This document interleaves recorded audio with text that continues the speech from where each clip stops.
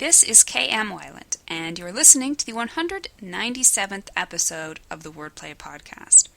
The thing about taking a vacation is that you usually need 2 weeks just to catch up from the vacation. Even a staycation, like the one I gave myself a few weeks ago, can end up leaving lots of catch-up to be done. So, that's what I've been up to this week. Aside from having a blast with storming, keeping up with emails, etc., and editing the annotated Jane Eyre, I'm also working with the great team at Dialect to overhaul both my websites with the help of all of your responses to last month's poll. So, hopefully, I'll have something new and exciting to share with you on that front soon. The May issue of my e-letter hit inboxes last week. It included the usual roundup of inspirational quotes, creativity jumpstarters, and helpful links, as well as the article Reinforcing Your Character's Personality, and my response to a subscriber's question about making the right choices for your story. If you're not receiving the e-letter and would like to, you can sign up for my mailing list on my website at kmwyland, that's weiland.com/mailing-list.php. You can read back issues online at kmwyland.com/eletter-issues.php. Why your novel may not be historical fiction after all. The latest post in the video series on my blog discusses the fundamental principles of a historical novel. To watch it, visit my website at www.helpingwritersbecomeauthors.com. New videos are posted every Wednesday. And now, I hope you enjoyed this week's podcast, Most Common Mistakes Series, Part 20, The Do's and Don'ts of Dialect. Who doesn't love a good accent? British, Indian, French, Spanish, Irish, Australian, South African, and Japanese actors, among many others, all bring added spice to their roles on the American big screen.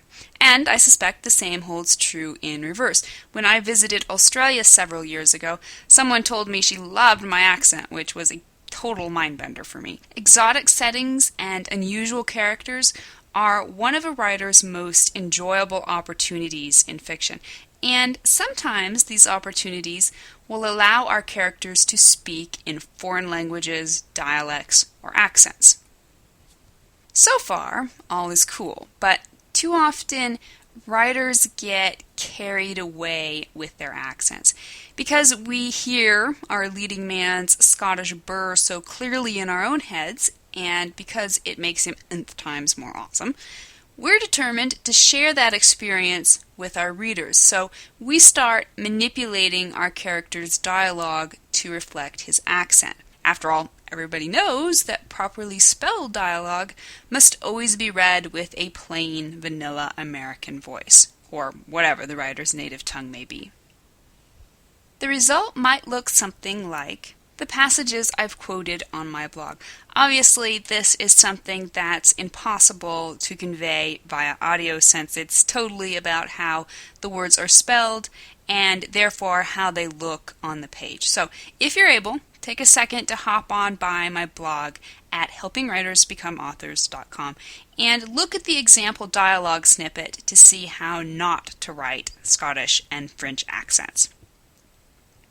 Okay. Assuming that you've taken a peek, let me ask you this. Even though this dialogue exchange might communicate the nationalities of the speakers, or not, would you really be able to decipher the characters' accents if I hadn't told you where they were from? But it also creates plenty of problems, including unintelligibility. Were you able to read that dialogue at a glance, or did you have to stop and sound out each word? Even then, you might have been left guessing a time or two. When we interrupt our readers' experience of our story and force them to think about the way the words are put together, we're just asking for their suspension of disbelief bubble to pop. And then we have to consider ridiculousness. Do these characters come across as fascinating or just cartoonish? By forcing readers' attention onto the pronunciation rather than the words themselves, we're robbing our characters of their personal power. Is it the way they say their words that makes them great characters, or is it the words themselves? And don't forget about unreality. Should you happen to be intimately acquainted with Scottish or French speakers, I'm going to guess you probably snorted your coffee as you rightfully determined that my knowledge of these accents only stretches as far as my film-going acquaintance with Gerald Butler and Marion Cotillard. You can't fake mastery of a dialect on paper any more than you can in real life. Finally, you have to consider the distraction factor. All of the above contribute to a general sense of reader distraction. If readers are too busy trying to decipher your dialogue, or laughing at your character's silly speeches, or rolling their eyes at your less than perfect grasp of the dialect, they're not going to be thinking about how awesome your story is. So, if you can't use phonetic spellings to indicate a character's accent or dialect, then what can you do? 1. Remember that less is more. Readers are smart. They don't need much encouragement to get the idea that your character talks like Jackie Chan or Helen Mirren.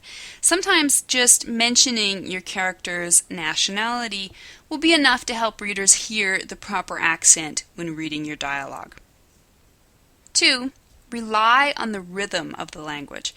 An accent is just as much about interesting rhythms and phrases as it is the actual tilt it brings to the words themselves. Let your character's interesting word choices or incorrect sentence constructions carry the burden of conveying the foreignness of his speech.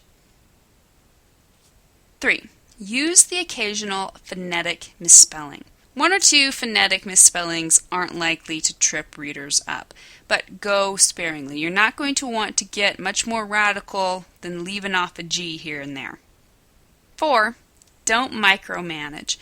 The reason some authors are so adamantly attached to the idea of presenting dialect syllable by syllable is that they love their character, and they love that their character speaks with an accent, and they want readers to love that character just as much for just the same reasons. But, and trust me on this, if you've done your job right, readers will love your character just as much with or without the accent.